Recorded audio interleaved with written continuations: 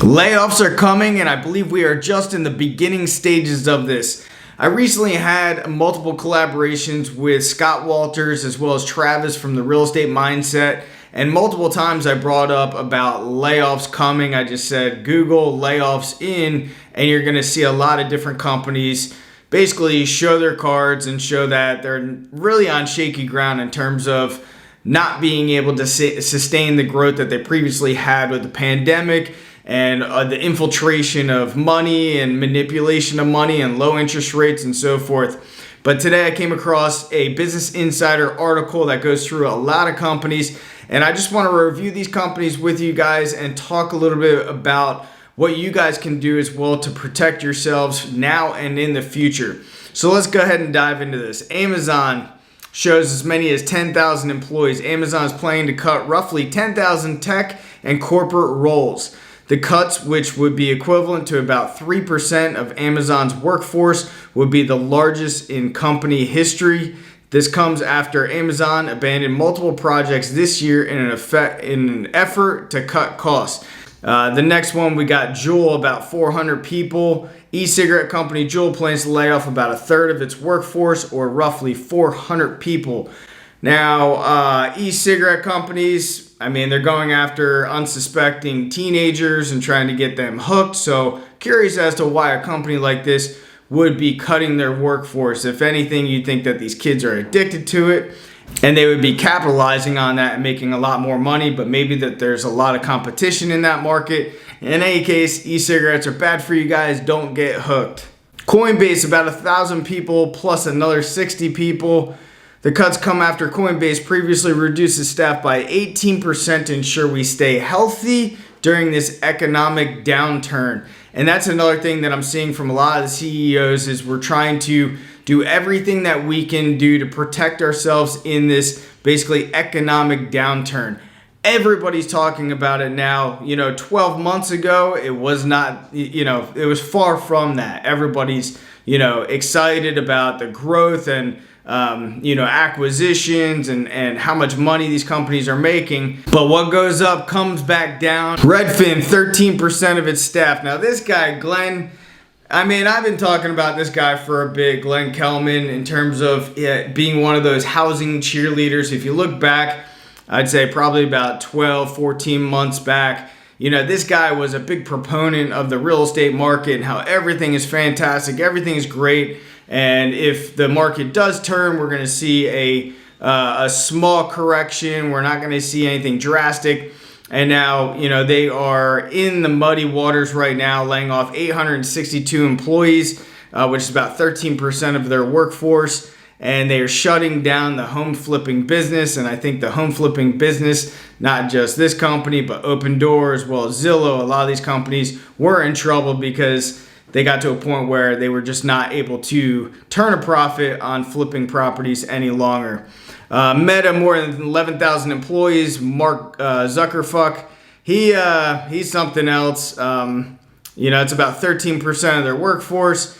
And I don't know about this guy, but in any case, a lot of the, I think it was like the Fortune, I did another video on this, but it's the Fortune 500 companies and based on, I forget, like when they were established back in like the 40s, 50s, 60s, something like that, but only a small, I think it's less than 10% of the largest companies back then that were old companies, only like less than 10% still exist to this day. And it just goes to show that even if you're a huge conglomerate, you can get hurt as well. And, Facebook is one of those as well, just because there's a lot of competition and they rely on ad revenue and they rely on advertisers. And, when the market starts to go down, then you're going to have people being more conservative on their budgets for marketing and advertising. Salesforce, as many as 2,500 employees, plan to cut thousands of jobs ahead of Thanksgiving. As many as 2,500 workers could be impacted. And it sucks to even be talking about this either because, when we just throw these numbers out, 10,000 with Meta and Salesforce 20, these are people with families that they have to feed their families. And you're talking coming into the holiday seasons as well. And I'm sure that some of these companies will give severance packages and everything else, but it's just it's shameful that that we're in this position right now, and a lot of people are going to be hurt and devastated, unfortunately. Twitter, about 50% of its workforce. It sounds like, based on Elon Musk and the takeover there, that a lot of it was a lot of waste, a lot of hiring of employees that were, you had 3 employees for every 1 job. So it seems like there was a lot of waste there, and he wanted to clean house to make sure that Twitter has more of a platform for freedom of speech. So that was inevitable for those job losses. Gap, about 500 jobs. I think we're going to see more of the retail sector, a lot more job losses in the retail sector as people start spending money on the stuff that they need, like food and shelter, as opposed to clothing and watches and everything else. I think we're going to see a lot more companies not only cut employees but even go out of business. Snap, 20% of employees. Again, that's just another company that's relying on ad revenue and ad revenue across the board. Even here on YouTube, we get paid for you guys, you beautiful people watching this channel, which I appreciate greatly.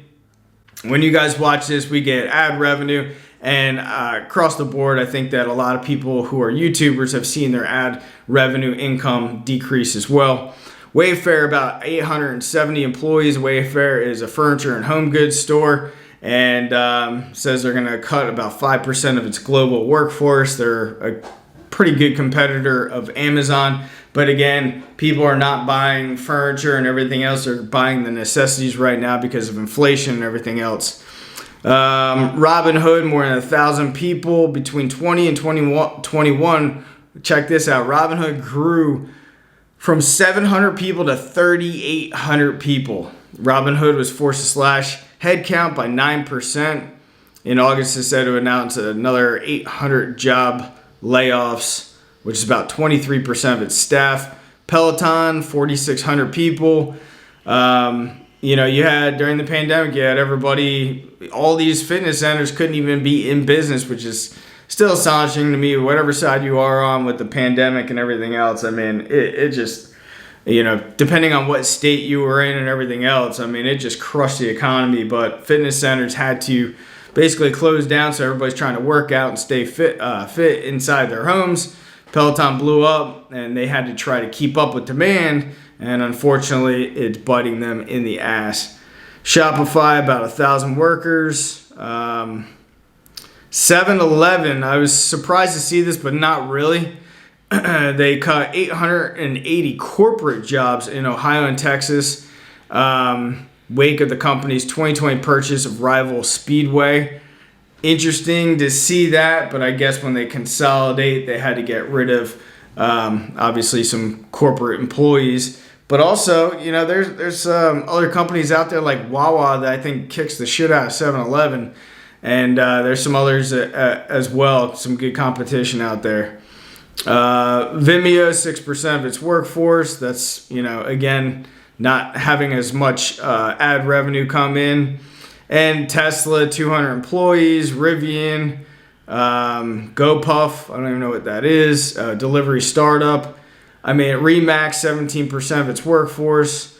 And the list just keeps going on and on, guys. And I think that, we're sitting here. This article came out 3 days ago. It's November 17th.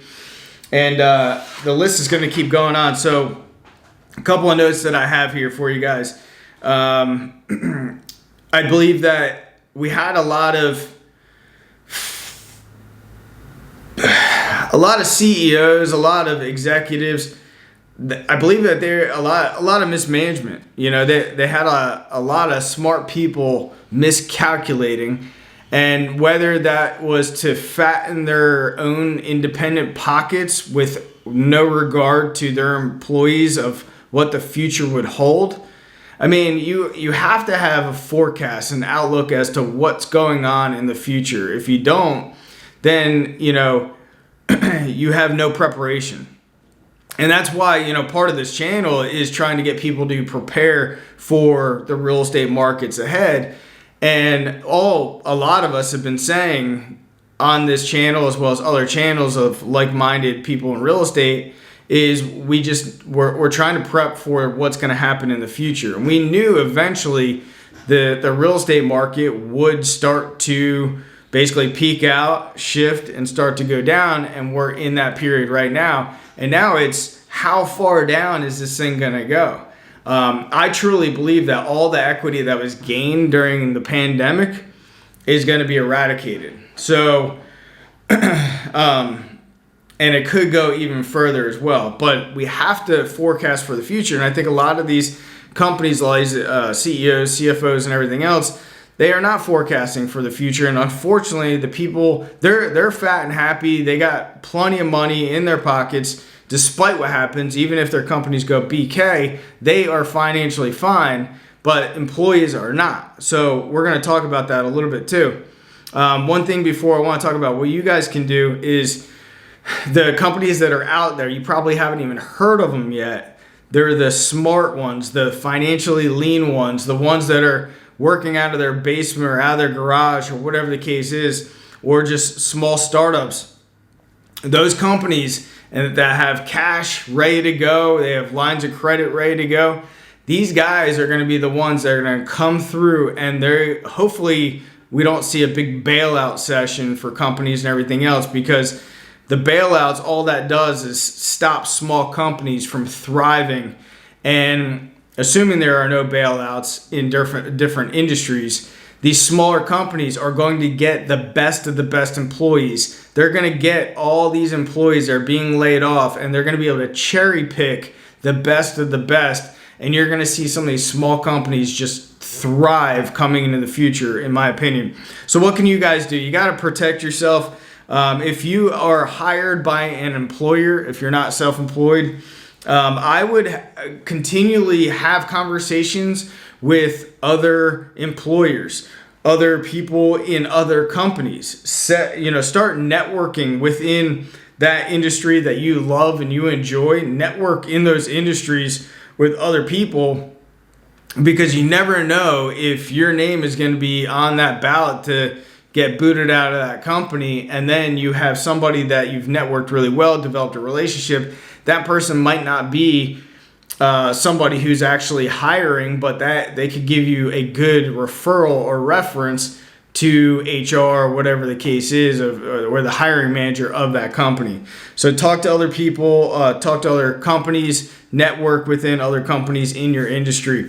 Financially, get lean, get rid of any kind of overhead and anything that, get rid of credit card debt, anything that's costing you guys money that you do not need. Get rid of it. If you can pay off credit cards, if you can pay off card debt, if you can pay off all the debt that doesn't make you money, do that, because the more lean you get, the more money you're going to have to go ahead and invest in this downturn. And I'm telling you guys, based on a lot of economists that I follow, I don't think that this downturn is going to be anything pretty. And whether it's sharp, fast, and doesn't last a long time and goes back up, who knows? But it could last years as well. So there's going to be a lot of distressed assets, distressed businesses and everything else. And people who are prepared are going to be able to capitalize on that.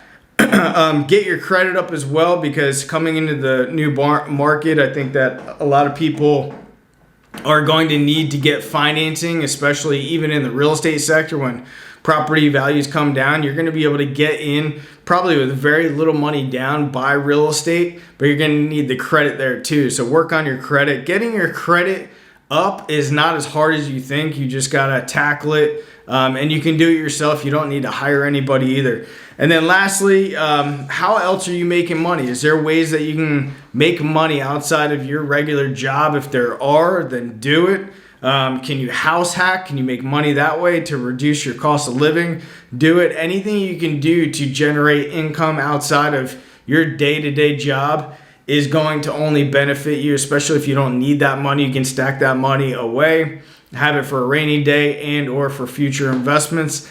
As always, I appreciate you guys being here with me today, and I'll see you guys on the next video. Thanks for being here.